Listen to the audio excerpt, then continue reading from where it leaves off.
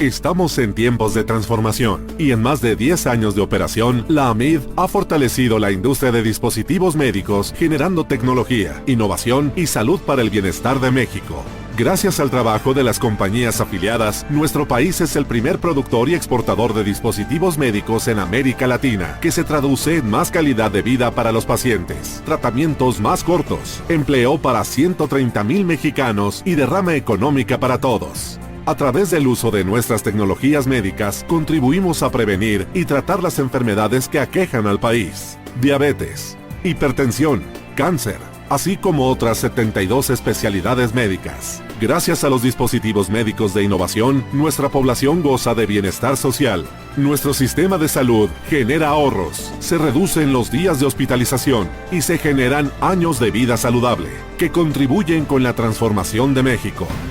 Además, nuestro trabajo lo realizamos sobre los más altos estándares éticos y a través de nuestro código de interacción con los profesionales del cuidado de la salud propiciamos la transparencia y evitamos cualquier práctica deshonesta. La AMID es una asociación abierta al diálogo que genera propuestas para que mexicanos de todas las comunidades tengan acceso a las tecnologías médicas de innovación. Somos una industria sana que genera calidad de vida y bienestar, contribuyendo con un México inmerso de tecnología, innovación y salud.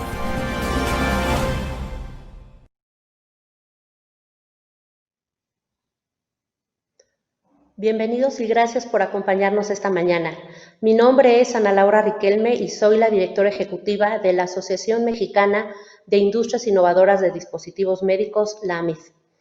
Sin duda todos hemos estado atentos a los sensibles acontecimientos relativos a la contingencia mundial causada por el virus SARS-CoV-2, mejor conocido por todos como COVID-19. En este sentido, y fiel a nuestro ADN, la AMID siempre ha sido jugador propositivo abierto al diálogo que coadyuve al bienestar de millones de pacientes mexicanos. Por ello, el día de hoy queremos presentar la conferencia titulada El valor de la prueba diagnóstica en el COVID-19, una sesión que tiene por objetivo conocer los tipos de prueba para la detección del COVID-19 de la mano con expertos en el rubro. Estamos comprometidos con la salud de la población y hoy más que nunca tenemos propuestas de valor con las cuales afrontar esta terrible enfermedad que estamos seguros lograremos vencer con mucho éxito. Para esta conferencia hoy me es grato darle la bienvenida a nuestra mesa de expertos, formada por el maestro Fernando Oliveros, presidente de AMID y director general de Medtronic México. La doctora Catalina Pérez, directora de Mercadeo Clínico para Latinoamérica de Verfe. El maestro José Duarte, gerente médico en Becton Dickinson. La doctora Norma Hernández Guerrero, directora médica de Biomerin Latina. Bienvenidos. Y sin más preámbulos, cedo la palabra al maestro Fernando Oliveros para que nos pueda hablar del valor de las pruebas diagnósticas. Adelante, por favor, Fernando. Primero que nada, agradecer a los panelistas por su tiempo, a los medios de comunicación que nos siguen. Para nosotros en la AMID este tema es un tema sumamente importante porque la importancia de las pruebas reactivas es sumamente valiosa para nosotros. En el mundo, alrededor del 66% de las decisiones clínicas, 2/3 de las decisiones clínicas se toman basado en este tipo de pruebas, y creemos que en el caso puntual del COVID ha tenido obviamente una relevancia, ¿no? Primero que nada, nos permite en este sentido detectar la enfermedad, poder realmente hacer un rastreo temprano y un elemento, digamos, de prevención muy temprano. Creo que el mensaje a nivel mundial ha sido muy claro. El mensaje ha sido pruebas, pruebas, pruebas, y creemos que esto es muy relevante, pero también entendemos que hay mucha información y desinformación alrededor de esta herramienta muy importante, y por ello pues tomamos la decisión junto con la mesa directiva y todos los asociados de AMID de poder poner una mesa de expertos que nos oriente y que nos ayude a entender cuál es el valor de estos pues, importantes elementos de los dispositivos médicos que son las pruebas reactivas.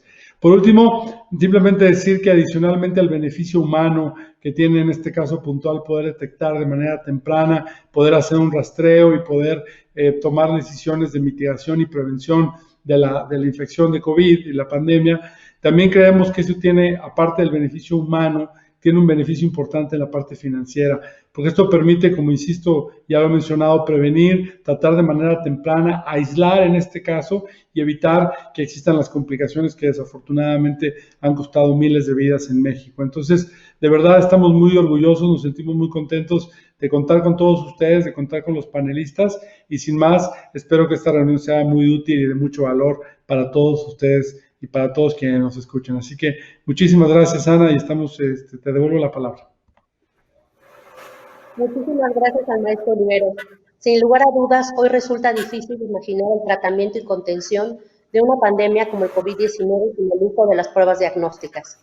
Cedo la palabra a la doctora Catalina Pérez, quien nos dará un abordaje diagnóstico sobre las pruebas para COVID-19. Adelante, doctora Catalina.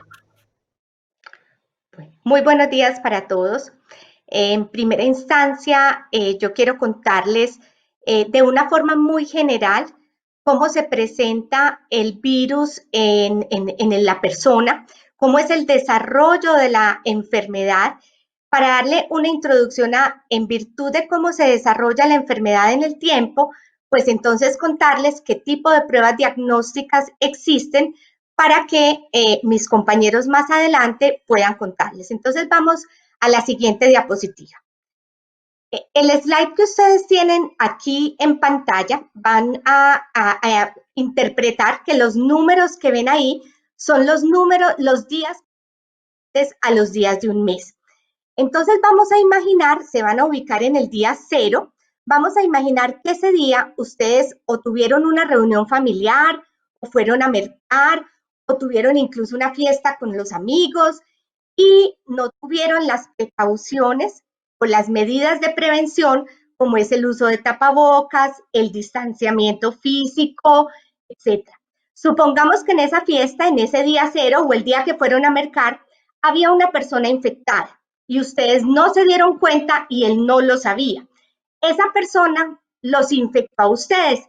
Lo que ven en la esfera rojita corresponde al virus del SARS-CoV-2, el que produce la enfermedad de COVID-19.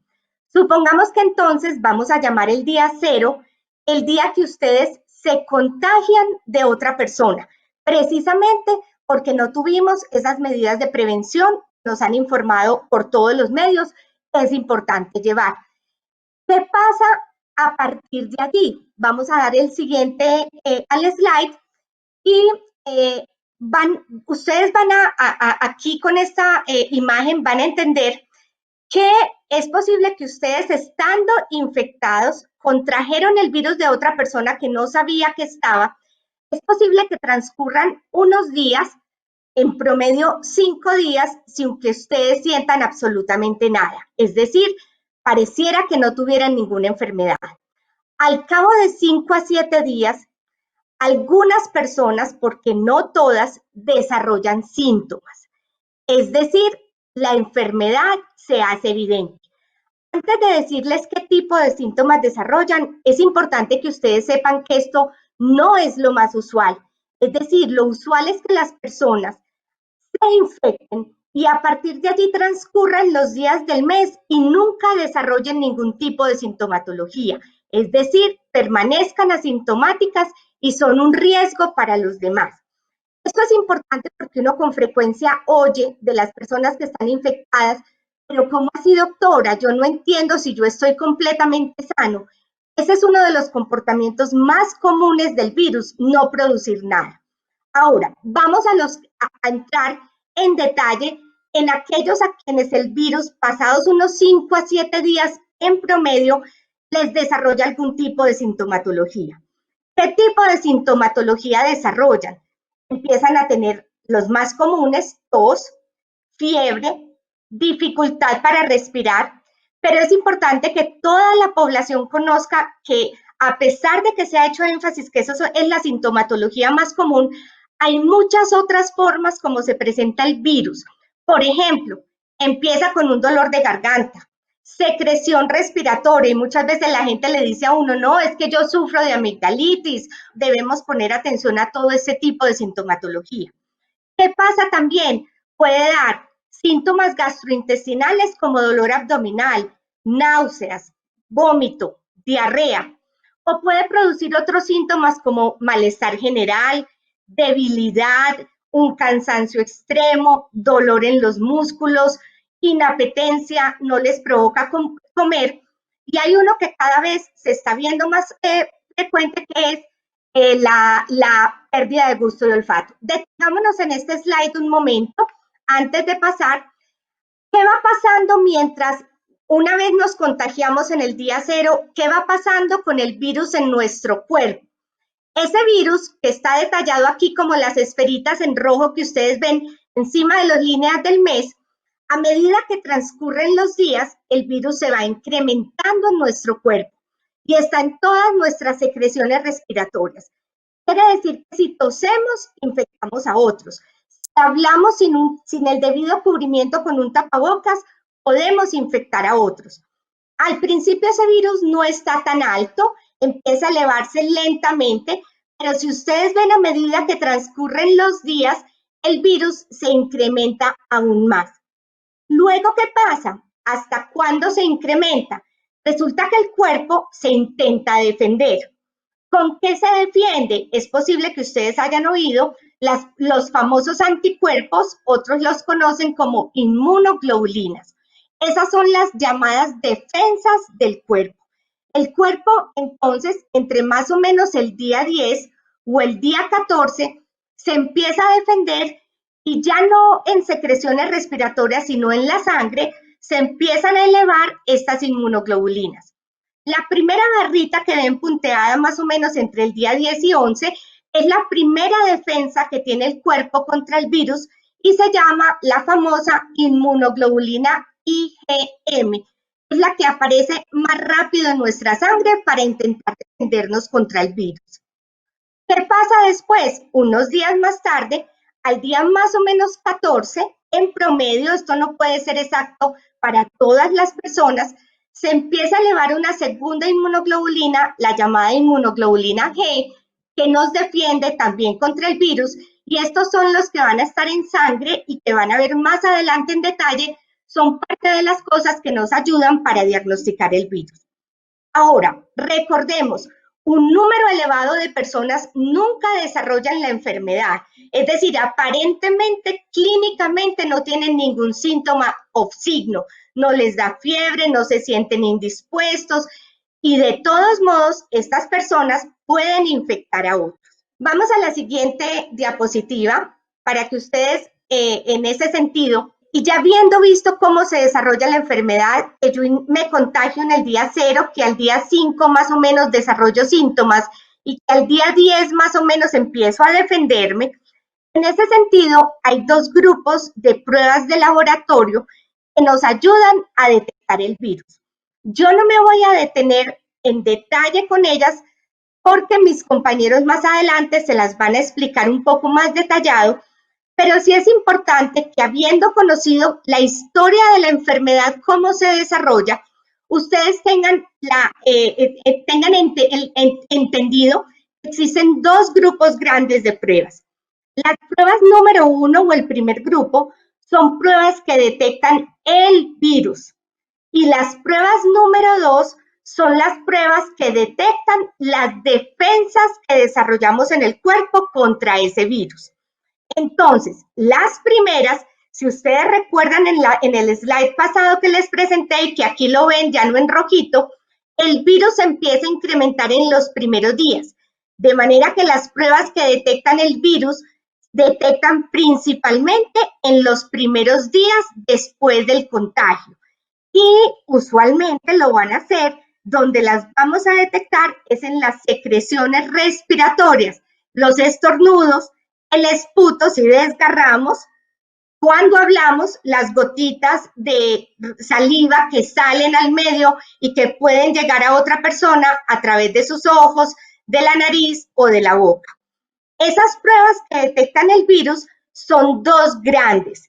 La famosa PCR que ustedes han conocido muy bien y han oído bastante de ella, es una prueba que sirve muy bien para el diagnóstico y que ahorita se las van a explicar más en detalle. Detecta entonces el virus en secreciones respiratorias y lo que detecta es el material genético, como por decir, los genes del virus.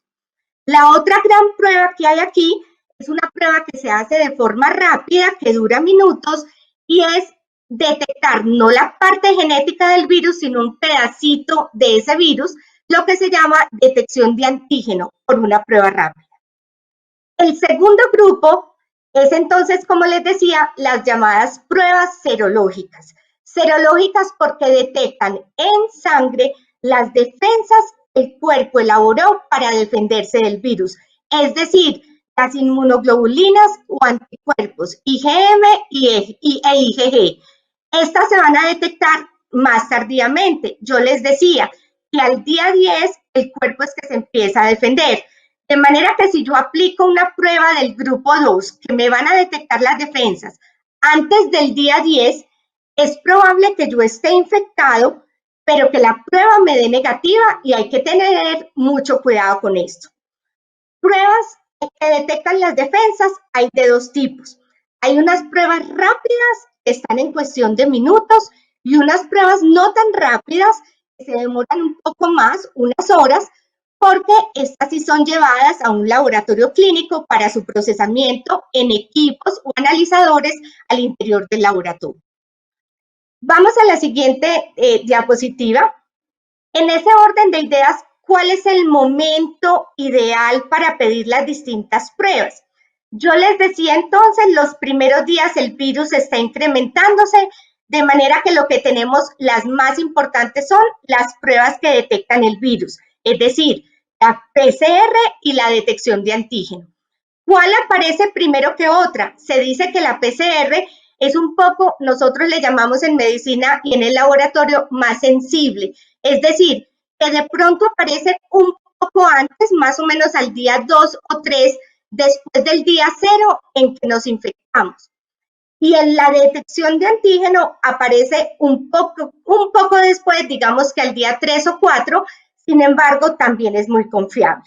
Y como les decía, la detección de anticuerpos solo ocurre, o sea, las defensas, las pruebas serológicas se detectan solo cuando han transcurrido en promedio 10 a 14 días después del inicio del contagio, que fue el día 0. Hay una cosa importante sobre la que quiero detallar antes de que terminemos. Cuando uno se infecta, que les había dicho, es el día 0 en que contraje la infección. Los primeros días, además de que son asintomáticos, yo no siento nada y estoy infectada, miren que no hay ninguna prueba que sea lo suficientemente sensible para que me capte en los primeros días, el primero, segundo y hasta tercer día, después de que me infecté, me capte que estoy infectada. De manera que las pruebas, todas, unas mejor que otras en términos de los primeros días, pero ninguna prueba al inicio y recién yo adquirí la infección tiene la probabilidad de garantizarme que me va a detectar a todas las personas. Y pueden transcurrir unos días que no solamente estoy asintomático, sino que si me hacen pruebas en estos primeros 2 días después de contagiarme, o me podrían llegar a dar negativas. Esto es muy importante, ya mi compañero les va a contar más adelante cómo es en detalle, cómo se piden estas pruebas y cómo en qué momento y cuáles son las indicaciones para cada una. Muchas gracias. Muchas gracias, doctora Pérez. Y para continuar, quiero pedirle al maestro José Duarte que tome la palabra y nos ayude con el tema pruebas para detección de COVID-19. Adelante, por favor. Gracias, Ana, y muchas gracias también a mí por esta invitación. Es un gusto estar con ustedes y platicar un poco de la importancia de estas pruebas para tanto la detección como el monitoreo del paciente COVID. Si vamos a la diapositiva, lo que les voy a platicar un poco está fundamentado en la OMS, en la Organización Mundial de la Salud, en la Organización Panamericana de la Salud, así como la FDA y también la Federación Internacional de Química Clínica. Estas 4 organizaciones son justo las encargadas de sustentar todo este tipo de investigación y de establecer los lineamientos que permitan un abordaje correcto para poder diagnosticar al paciente. Ya decía la doctora Catalina, justo cómo debemos de observar o cuál debe de ser el seguimiento que se le dé al paciente cuando empiezan a presentar los primeros síntomas de contagio. Es bien importante aquí recalcar que hoy en día el laboratorio clínico, como parte de auxiliar de diagnóstico en el hospital o en el paciente ambulatorio, en el paciente día a día, ha tomado una fuerza, una responsabilidad sumamente importante. Ya lo mencionaba el maestro Fernando al inicio también, el porcentaje elevado del que el médico espera un resultado de laboratorio para tomar una decisión clínica. Yo me atrevo a decir que hoy en día podemos pensar que es mucho más de un 70% lo que el médico espera del laboratorio para tomar una decisión. Y justo esta pandemia, justo el COVID-19, nos ha puesto en esta disyuntiva y en este tener que esperar y pedir pruebas para poder diagnosticar al paciente. Hoy en día es complejo diagnosticar un paciente más si es asintomático si no se tienen y se solicitan las pruebas adecuadas. Entonces, ya que tenemos este caso sospechoso, este paciente con síntomas, el laboratorio, ya sea un laboratorio al que ustedes acuden, normalmente que tiene establecimientos privados, o el laboratorio de un hospital, tiene que tomar una muestra del paciente. Esta muestra debe de ser tomada correctamente. Existen, como vimos ya, dos grupos de pruebas, ahora los veremos a detalle. Pero aquí quiero recalcar que la forma en la que se recolecta la muestra tiene que ser crucial. Justo en esta parte de la toma de muestra y después en el transporte de la muestra, sabemos que existen la mayoría de los errores que van a alterar el resultado. Si no se hace el monitoreo, por ejemplo, hablando de la muestra de PCR, que se debe de hacer una muestra nasofaringea, introducir un hisopo por la nariz que llegue hasta la garganta, si no se hace un correcto muestreo, podría generar que las sustancias que se recolecten o la manera en la que se haga no sea lo suficiente o generan alguna interferencia si no se usa también el dispositivo adecuado, que entonces cuando se analice en el equipo automatizado, nos dé un error falso positivo o un error falso negativo. Entonces, la manera de recolectar la muestra es crucial y ahora lo veremos. Otro punto, el punto 3 en esta diapositiva, es el transporte. Cuando se transportan las muestras de un lugar a otro, ya sea en el mismo laboratorio, en la zona de toma de muestra, hacia la parte de análisis del laboratorio, si no se hace un control adecuado, también ahí pueden existir errores que alteran el resultado. Y finalmente, ya que está en el área, la muestra debe de ser procesada de acuerdo a la estandarización internacional y a las que también indican justamente todas las guías de las que les mencionaba al inicio, para después emitir un resultado que es validado por el laboratorio y se entrega finalmente al paciente y al médico tratante. Es bien importante también hacer la vigilancia epidemiológica adecuada. Recordemos que esta estrategia de vigilancia epidemiológica le permite a las autoridades sanitarias establecer justo un seguimiento adecuado para este tipo de pacientes y tener también una estrategia de control adecuada. Aquí podemos ver, retomando lo que se mencionaba previamente, los dos grandes grupos de pruebas que hay. Las pruebas diagnósticas, en las cuales están incluidas las pruebas moleculares y las pruebas de antígeno, y también el grupo de las pruebas de anticuerpos o células de defensa, como ya lo mencionaba previamente la doctora Catalina. En estos dos grupos vemos estas grandes diferencias y es importante que se tenga muy, muy en claro que en el primer grupo solo estos dos tipos de muestras y de pruebas nos sirven para diagnosticar SARS-CoV-2 en el paciente o decir que un paciente es COVID-19 positivo. Solo la prueba molecular y la prueba de antígeno son pruebas diagnósticas. Por otro lado, las pruebas de anticuerpos, que pueden ser rápidas o no rápidas, de acuerdo del tipo de muestra y el tipo de equipamiento de base que se tiene para analizarlas, nos darán un resultado en distintos tiempos. Ahora veremos justo cuáles son estos dos tiempos. Aquí podemos ver este virus. Ayer leía un artículo muy interesante de divulgación por parte de la UNAM que decía justo que es, digamos, una nave, ¿sí? Es una nave espacial. La nave es justo esta cubierta que ustedes ven aquí y adentro viene el tripulante. La detección de este tripulante del virus se hace a través de la prueba de PCR. ¿Sí? Esta prueba analiza justo este contenido genético, esto que está dentro del virus, para podernos decir si ese paciente tiene o no el virus. Esta es la prueba estándar de oro y es la primera que fue autorizada por FDA para poder hacer este diagnóstico.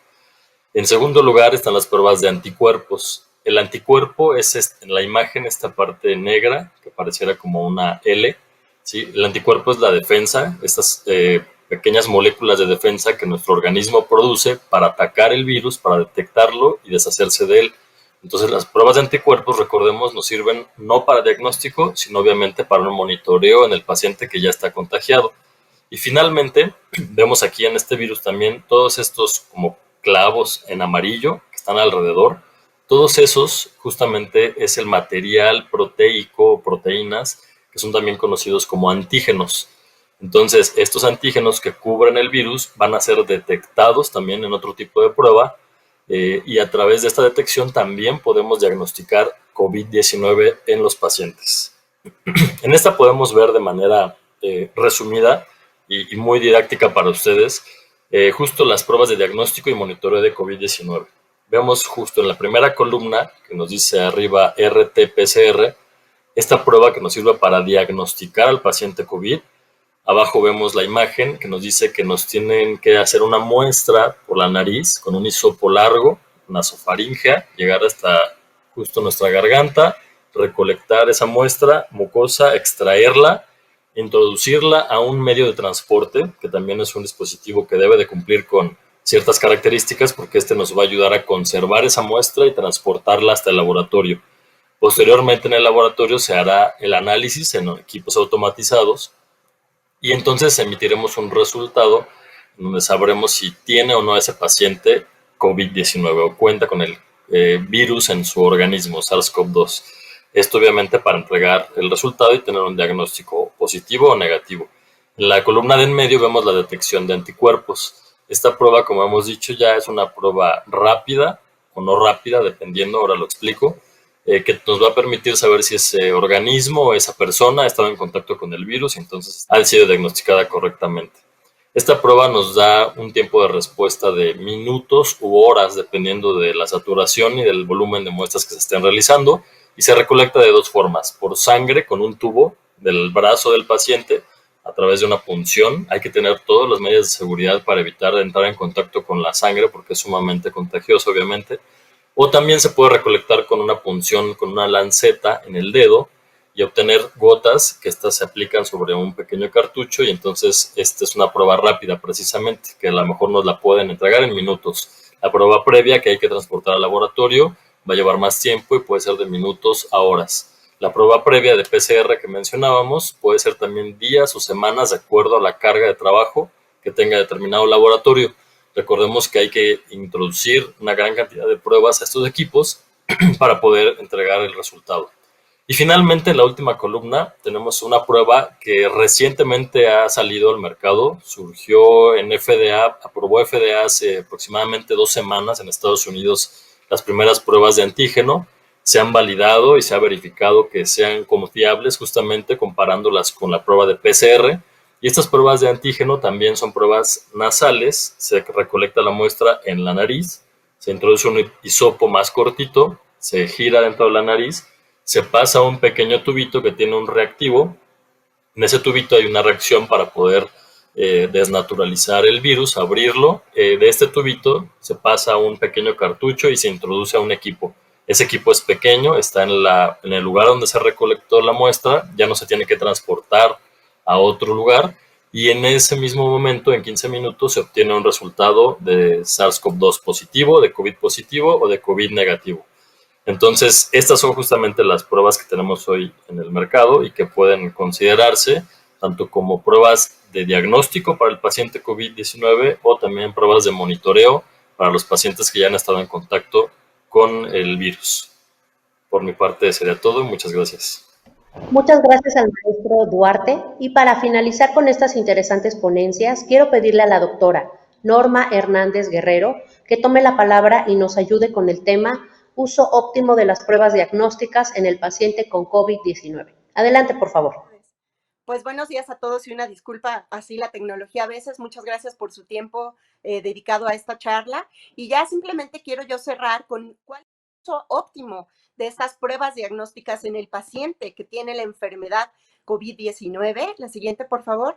Y como bien mencionaba el maestro hace un momento, ahorita el laboratorio juega un rol crítico en el diagnóstico y el manejo de la enfermedad por COVID-19, porque hoy no se trata únicamente de hacer diagnóstico de si el paciente tiene o no el virus.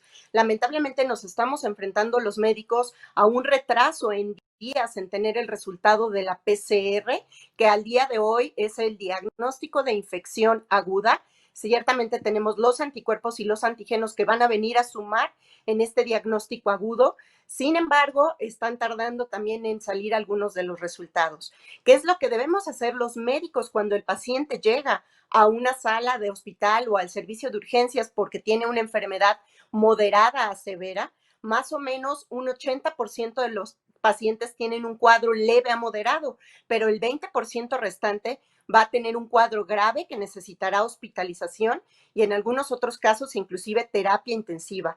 ¿Qué hacemos mientras con estos pacientes? En lo que llega el resultado de la PCR, lo que hay que hacer es revisar al paciente y tomar otras pruebas diagnósticas que nos van a ayudar a ver cómo manejamos al paciente y qué podemos hacer por este paciente. Entonces, tenemos este rol de laboratorio y así vemos cómo funciona. El laboratorio nos va a servir para diagnóstico agudo y para vigilancia epidemiológica, para estratificar en qué grado de enfermedad está el paciente, porque ustedes habrán escuchado que los pacientes con COVID-19 tienen problemas de la coagulación, tienen problemas del corazón, problemas del riñón, problemas del hígado, en fin, un sinfín de complicaciones, porque esta es una enfermedad sistémica, no es una enfermedad del pulmón únicamente como la mayoría de los virus respiratorios, es una enfermedad sistémica y así tenemos que verla porque la enfermedad sistémica es lo que va a llevar al paciente a la muerte. La siguiente, por favor.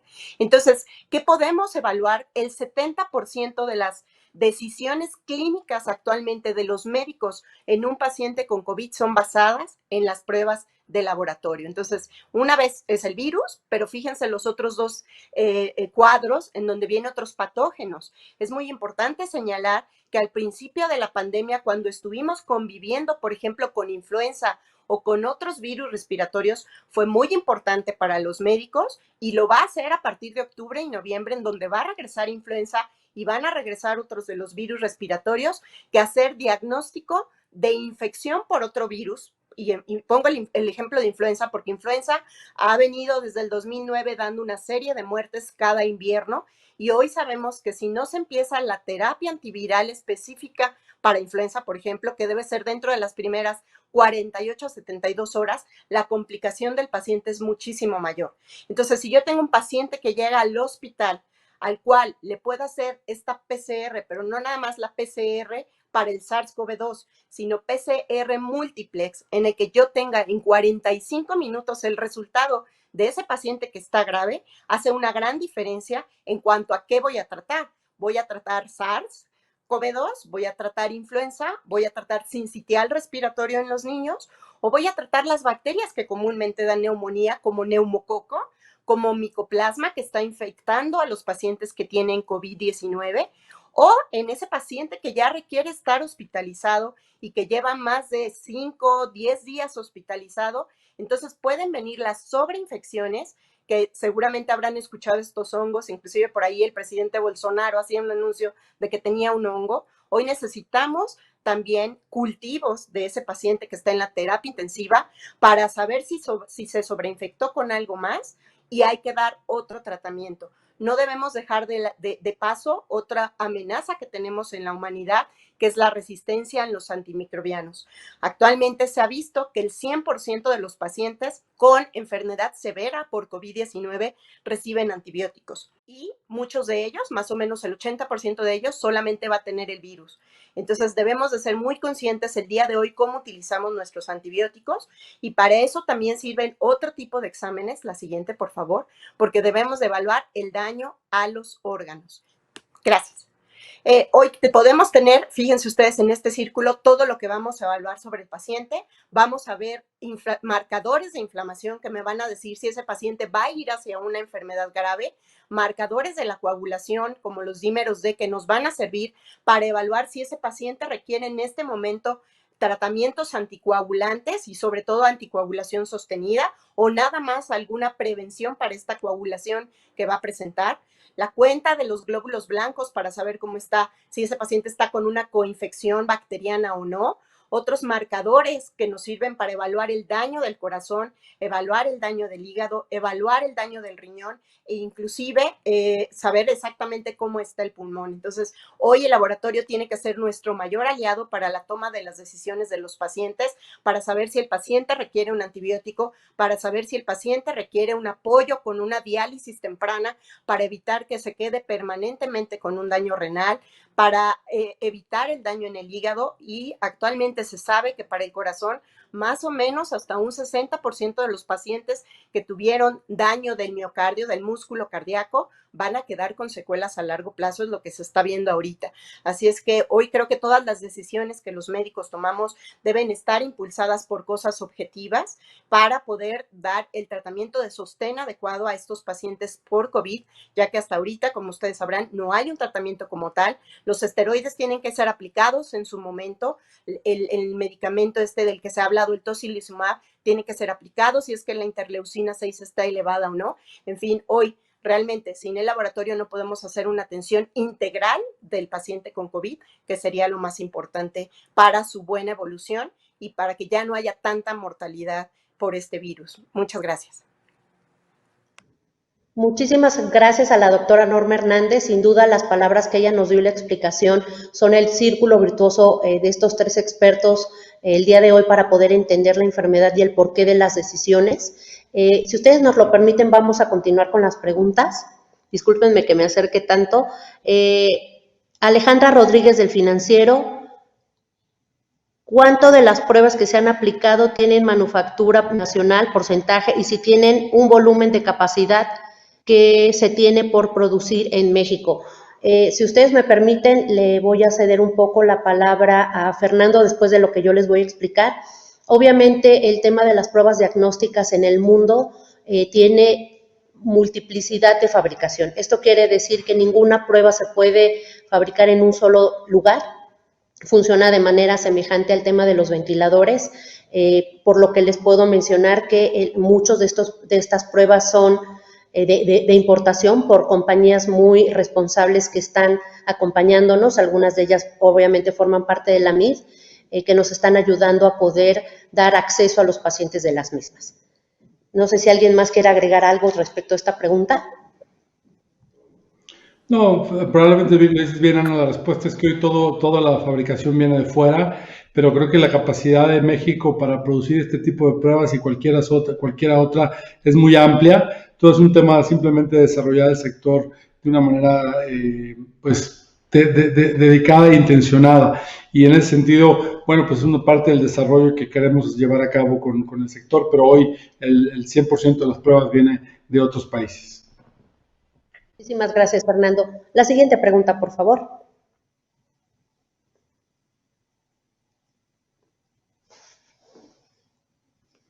Ok.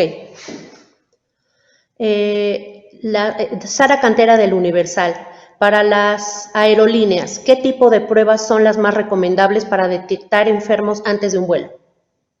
Les doy la palabra a cualquiera de los ponentes.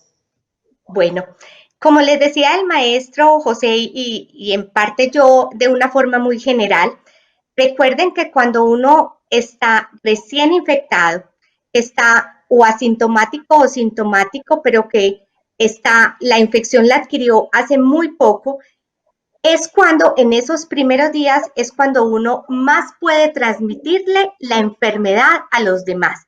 De manera que las pruebas que son indicadas para detectar oportunamente y diagnosticar una persona enferma que puede transmitirle a otros son las pruebas que el doctor decía, las pruebas que detectan el virus, no las que detectan los anticuerpos. Las que detectan los anticuerpos se desarrollan un poco más adelante, cuando es posible que la carga del virus haya disminuido en nuestras secreciones respiratorias y no contagiemos. Eso, para ser concreta, significa que tanto la PCR como la prueba de antígeno rápido son las pruebas indicadas para el diagnóstico inicial en una persona recientemente infectada pueda estar transmitiendo el virus a los demás. De acuerdo, sí, justamente creo que intenté hacerlo, como lo decía la doctora Catalina, muy didáctico, y que veamos que el virus, esta nave en la que va el pasajero, es la que detecta justamente la prueba de antígeno. Es decir, sabemos que ahí en estas pequeñas espículas o estas partes del virus externa son los antígenos, y entonces la prueba de antígeno va a detectarlos y nos va a decir en 15 minutos antes de que subas a tu vuelo, sí, es positivo, y entonces hay que tomar medidas para evitar contagiar al resto de los pasajeros. Sí, es una prueba que nos va a ayudar a detectar rápidamente. Es mucho más confiable que una prueba serológica. Las pruebas serológicas, que son las de sangre, las de antígeno, también tienen cierta, pues a veces riesgo en cuanto a cómo se recolectan, transportan. Esta prueba se hace ahí mismo y se entrega el resultado inmediatamente. Gracias. Muy importante, porque es que ahora que nos está oyendo la gente que no está en contacto en salud con esto, es muy importante que no solamente se hagan las pruebas. Por ejemplo, unas personas que van a subir a un avión, siempre debe estar acompañado de un interrogatorio y una sensibilización para la persona. ¿Interrogatorio en qué sentido? Las personas no deben haber tenido síntomas respiratorios por lo menos en los últimos 15 días. Se debe consultar si alguien en su familia está en riesgo o ha tenido sintomatología previa. Se debe tomar la temperatura a las personas que van a subirse a ese vuelo. ¿Esto por qué? Nuevamente, porque las pruebas son muy buenas, pero ninguna prueba en el mundo es capaz de detectar al 100%. Y yo se los decía, si yo me infecté hoy, pueden transcurrir 2 a 3 días que estoy infectada y que es probable que en algunas ocasiones ninguna de las pruebas de antígeno, PCR o antígeno rápida, sea capaz de detectarme el virus aún siendo infectados. De manera que esos primeros 3 días post supuesto contagio, es probable que nadie me lo detecte. De ahí que las pruebas deben ir siempre acompañadas de un muy buen interrogatorio para estar seguro que desde el punto de vista de riesgo, esa persona no tiene la posibilidad de tener la infección. Ok, Liliana Noble de Pulso Saludable. ¿Ustedes consideran que en nuestro país se han hecho la cantidad de pruebas necesarias o han hecho falta? De igual manera, me gustaría iniciar yo primero y luego le cedo la palabra nuevamente a Fernando Oliveros.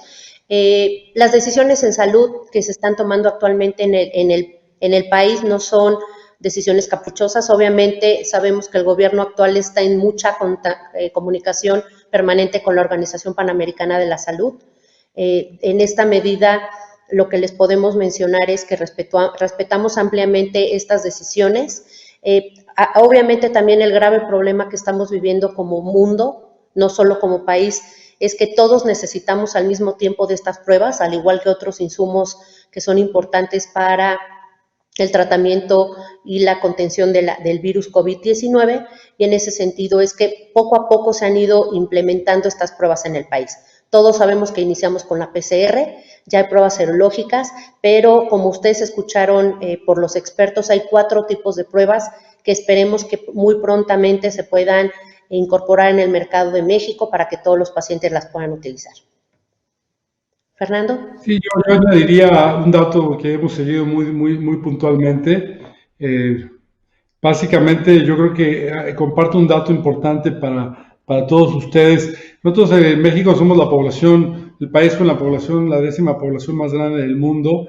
En el número de casos, hoy estamos más o menos en el 6º lugar de casos a nivel mundial.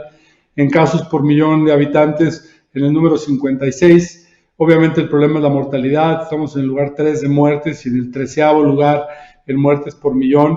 Pero cuando miramos el número de pruebas, en términos absolutos somos el país con el número 40 y por otro lado pruebas por millón el país 149. Entonces creo que, como bien dice Ana, creo que la pregunta más que mirar hacia atrás es hacia adelante y construir, decir realmente cuál es el nivel óptimo de pruebas, sabiendo que las pruebas reactivas y confirmatorias son sumamente importantes para la decisión clínica, como lo explicaron los 3 panelistas.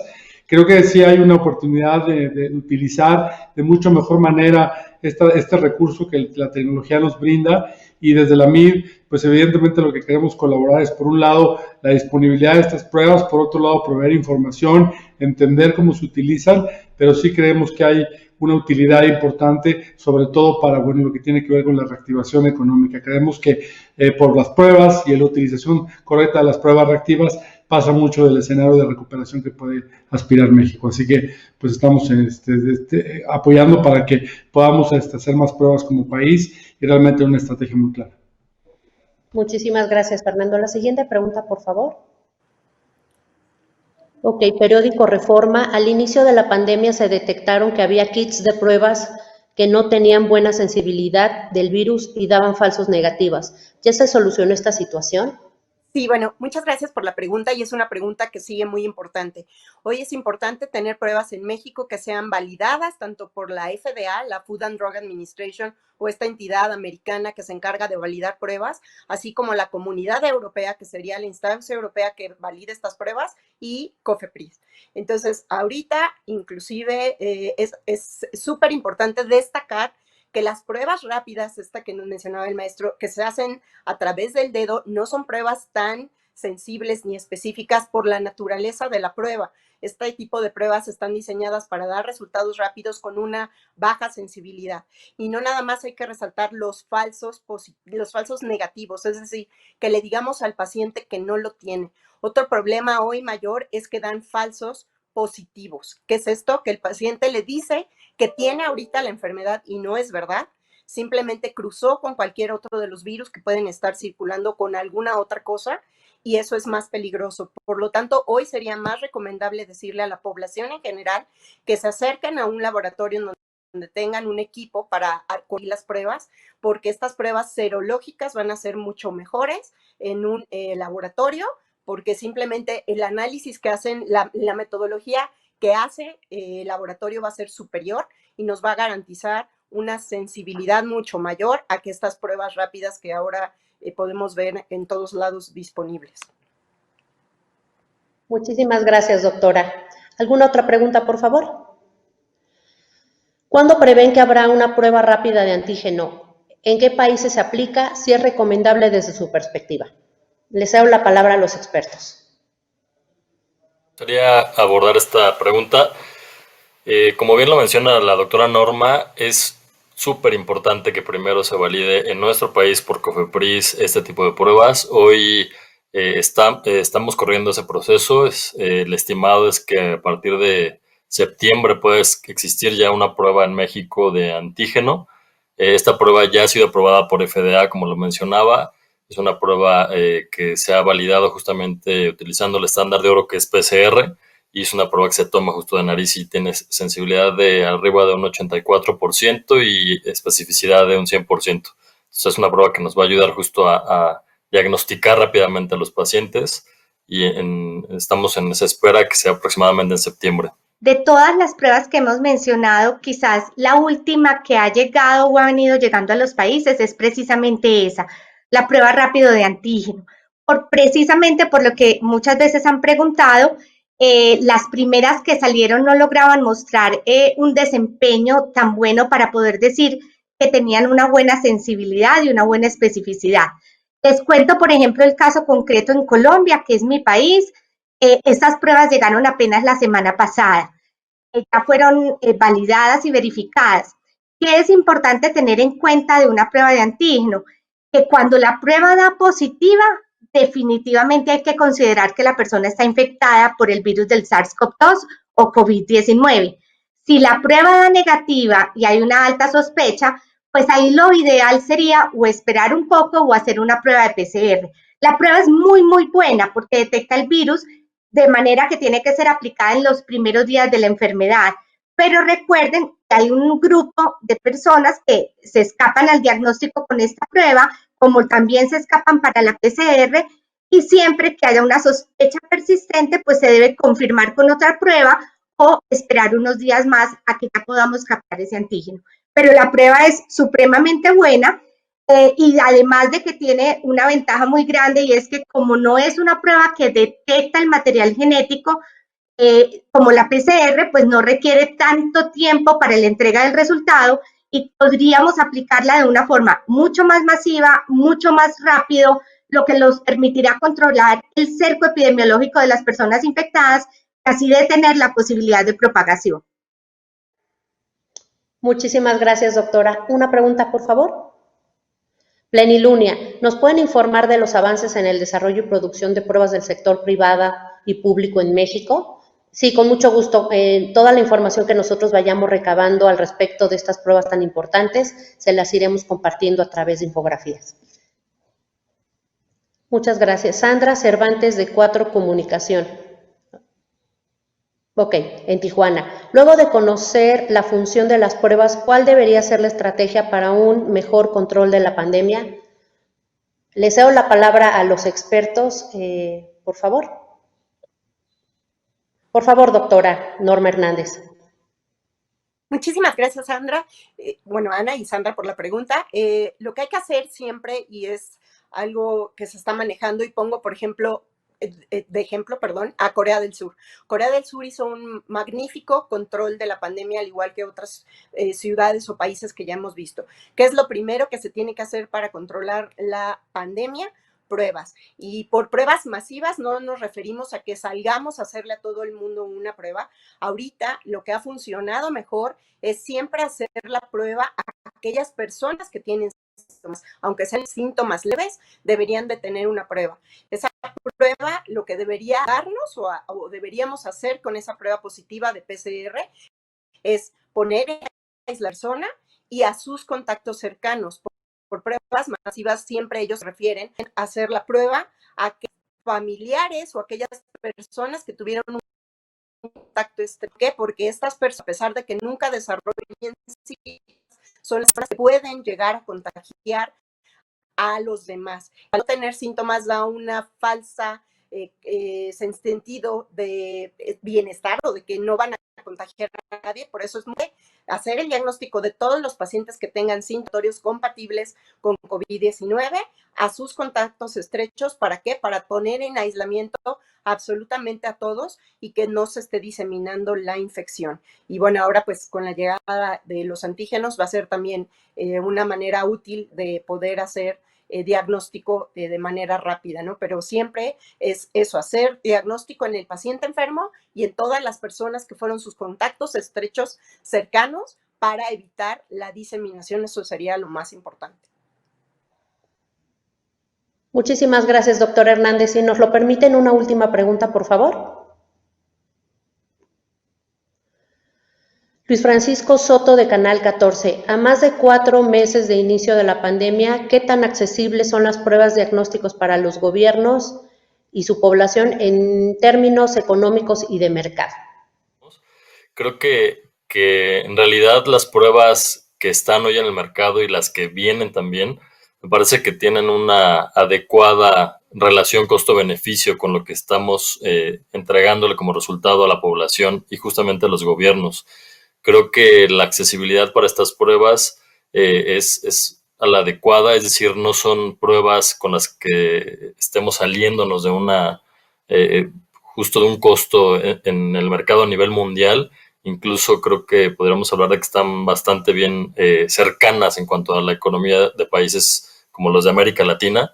Y creo que aquí lo más importante es hablar del valor que hay detrás de estas pruebas. Es decir, son pruebas que, como ya lo hemos mencionado, tienen toda la validación ante estándares internacionales. Son pruebas que en realidad garantizan la calidad del resultado y la confiabilidad del resultado, que es algo que suele suceder cuando se hace una prueba que es barata, ¿sí? Que hablamos de una prueba que no cumple con estos estándares, que no ha tenido un proceso de desarrollo científico, clínico, técnico adecuado y que entonces al salir al mercado sumamente barata puede tener este gran riesgo, ¿no? De tener un falso positivo o negativo, como mencionaba la doctora Norma, y entonces que el paciente esté y siga contagiando y no haya un proceso de curación y además no pueda ser controlado con la gente que lo rodea. Creo que ese es un valor muy importante en cuanto a ese tipo de pruebas. Muchísimas gracias. Pues bueno, nos encantaría continuar hablando de este tema, es muy interesante para todos, pero por respecto al tiempo de todos los que estamos aquí presentes y de los medios, hemos alcanzado el tiempo límite para esta sesión. Por lo que no me queda más que agradecer nuevamente su participación e invitarnos a seguirnos en redes sociales para estar al tanto de nuestras actividades y acciones. Vamos a generar un video corto, una grabación de estas ponencias precisamente para que ustedes las puedan reforzar al interior. Muchísimas gracias y buenos días a todos.